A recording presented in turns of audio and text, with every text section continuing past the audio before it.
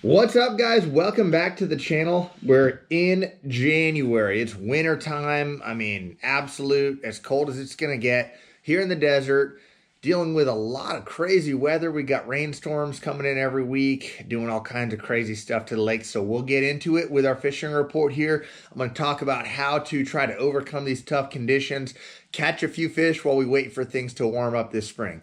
Before we go too far, as always, I want to let you guys know that this fishing report is brought to you by Hatch Toyota up in Cholo, Arizona. If you're in the market for a vehicle, give those guys a look. I'm loving my new Tundra that I picked up from them last month. So right into the fishing report. Um, things are tough right now as far as the bite goes. Pretty much anywhere you go in Arizona. If you look at the results from the local tournament circuits, you're going to see less fish caught and lower weights than you'll see at any point all year long. Um, you know, these fish in Arizona, they're used to warm weather all year long. The water temps rarely get down below like 55, even at the coldest point of the winter. We've had enough, big storms roll through and enough cool nights that a lot of our lakes, that water's down in the 53, 54 range. And even just that extra couple degrees, in my experience, makes a big difference on these lakes. So, that's something that we're having to deal with. But really, the craziest thing that we're having to deal with is the rising water, and speaking specifically about Roosevelt Lake, but again, you're going to see it on all the lakes. Eventually, they're going to start putting more water back into Pleasant. Bartlett's going to start coming up a little bit if it hasn't already. Saguaro Canyon, Apache, those stay at a pretty stable level. So that's not something you have to worry about out there. But anyways, rising water. Now, if it's warm and the fish want to push shallow, right? I mean, the water's in the 70s, the 80s. You get some rain and the water comes up a little bit. No big deal for these fish to just slide right up with it because they want to be shallow.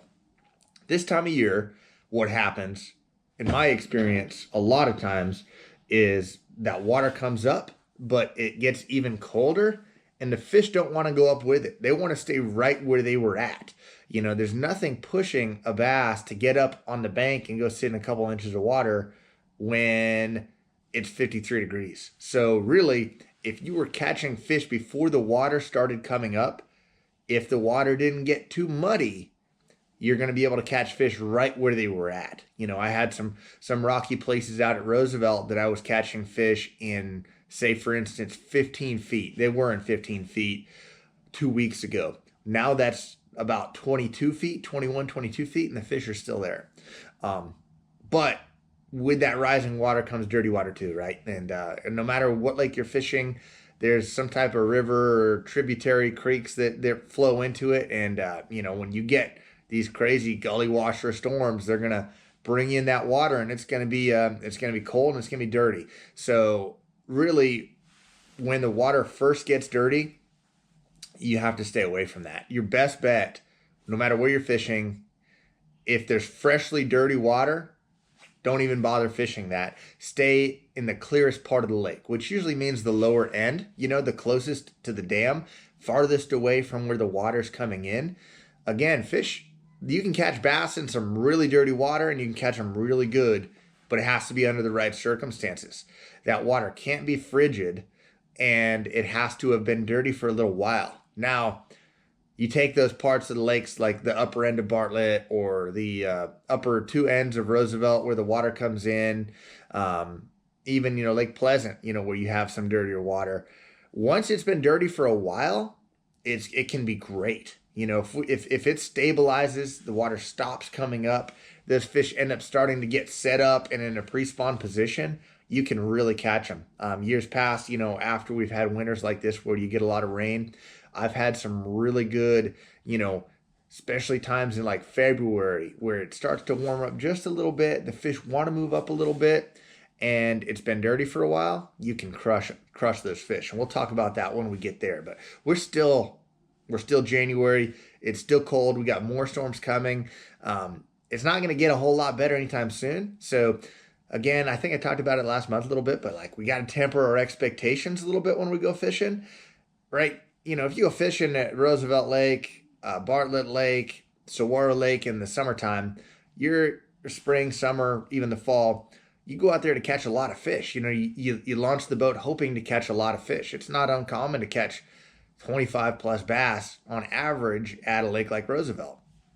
If you caught 25 bass right now, it would be a miracle. I mean, if you went out, your goal should be to go out there and try to catch a limit.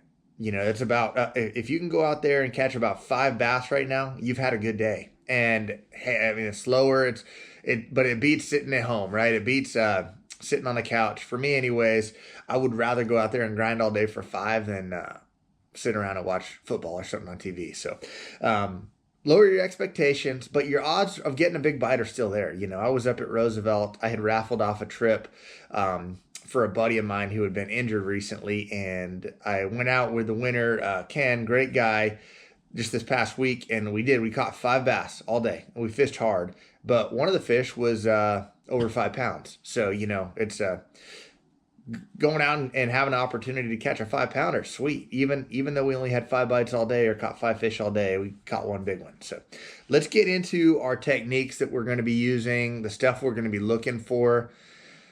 And you'll notice in these videos, I talk about baits, but I talk more about the water conditions, how to find the fish, because that's the hardest part to me of bass fishing, especially when it's tough, is finding the fish, putting yourself in the right zip code, and making the right presentation. And then, you know, your bait selection, it's important, but out of all those things, it's the least important. You know, I mean, out there on a tough day of fishing, I'm not in my rod locker digging out 50 different rods or tying on a bunch of different baits. I've got, especially this time of year, a handful of baits that are prepared, and I'm using my time to look for the right conditions, look for the water, to look for the right water, look for the fish.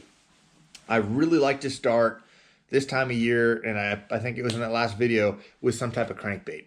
A Berkley Fritz side, it's a kind of a shallow to medium diving flat-sided crankbait.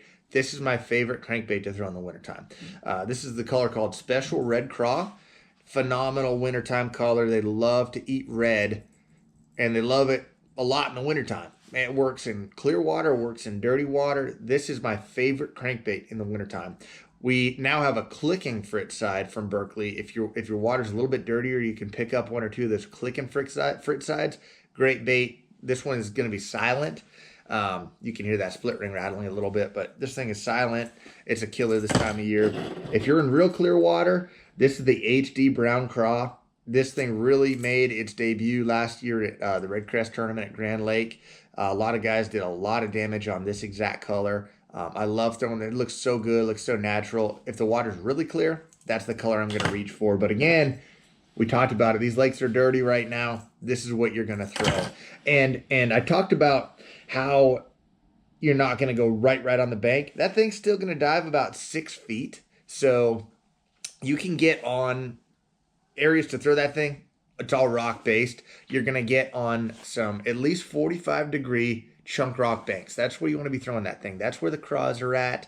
You don't want to be fishing with rising water like this. You don't want to be fishing flats at all, because if you're a bass and you're living on at least a 45-degree or a vertical bank and that water does come up, you don't have to go anywhere to be kind of still related to the bank, because the water just came straight up. It didn't go in. If you are talking about fishing a flat and the water comes up, say 7 feet vertically, that might be, the bank may have pushed in another 50 yards. And those fish aren't going to swim up 50 yards into that shallow, skinny water and not have any deep water access when it's this cold. You know, a fish might slide up on a 45-degree bank or a steep bank, slide up to eat, and then go sit back down.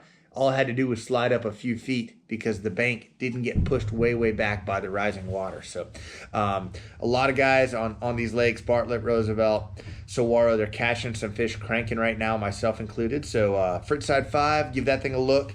If you want to crank a little bit deeper, if you got clear enough water and those fish are sitting in 10 to 20 feet of water, a deep crankbait's always good. This is a Berkley dredger. I talked about that big one I caught at Roosevelt.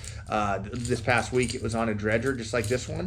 So a deep crankbait is one of the best ways to catch fish. I mean, I got several baits right here, but they're crankbaits and jigs. Crankbaits and jigs, you're going to be so set this time of year by just cranking and throwing a jig. There's other stuff you can do. I like to throw a jerk bait. I like to drop shot. But if you really focused on these techniques right here, you're going to catch a lot of fish. So that's a dredger. It's a 25.5, but whatever depth you're fishing, you're going to match your crankbait to that. And then football jig. I talked about this thing in that previous video when we were on the water as well. This is the new Berkley football jig. It's got a power bait skirt, so pretty neat. They infused power bait into the skirt. We talked about why the football design is so important this time of year when you're dragging it in those deep rocks. And again, rocks, we're focusing on those small to medium-sized rock where a lot of crawfish will be present. And I throw a big one. This is a 3/4 ounce. I throw a 3/4, 1 ounce a lot. As long as I'm not getting it hung up, I like to throw that bigger one. It gets down to them quicker. It makes more disturbance. If you think about a crawfish as it's sitting on the bottom, scurrying across the bottom, it kicks up dust, it kicks up mud, it's making a disturbance. And you know, a bigger head like this is going to do that more than a lighter head. It's going to get their attention a lot better. They can feel it coming through the rocks a lot better, in my opinion. This color right here is called BR green pumpkin, brown green pumpkin. You can see just a real natural color. Same thing with colors. You're matching the watercolor first, and then you're trying to maybe match what the crawfish look like. But you know, if the water's crystal clear, you're going to throw a pretty natural color. If the water's pretty dirty, you're going to throw a darker, more you know, opaque color, like something that's got some black in it, something that's more of a solid color. Now, if the water's muddy, it's going to limit how deep the fish will be. You know, if the water's pure mud, don't deeper than 10 feet. But if it's fairly clear, you can go down there still to 30 plus feet this time of year, no problem. And then really the only trailer, in my opinion, that you need is a Berkley Chigger Craw. This is a Crazy Legs Chigger Craw. It's got a little more action. A lot of times I'll just throw the standard Chigger Craw. You don't need that much action this time of year. You don't want that much action this time of year. Green Pumpkin, I'm just matching it up with the jig. I throw it on like a 7.3 heavy action Abu Garcia rod, and I just drag it slow. And these right here, the crankbaits and jigs, in January into early February, as the water's still cold, it's dirty. These are your staple techniques that are going to get you the biggest bites. Tons of tournaments are won on this stuff this time of year. You know, we talked a lot last month about shad stuff, A-rigs, swim baits, stuff like that. Right now, the focus is, they still eat a lot of shad right now, but they're eating a lot of craws too. So focus turns to that a little bit. Keep your expectations realistic, but get out there and grind away. You'll get some big bites that will make your days worthwhile this time of year. Thanks again for watching, guys. Make sure that you subscribe to the channel if you haven't already. Like this video, leave a comment. I try to do the best I can on the comments and getting back to you, and I'll keep working on getting better at that. But please leave a comment. I appreciate you guys all watching, and I'm actually about to head back east in a couple days.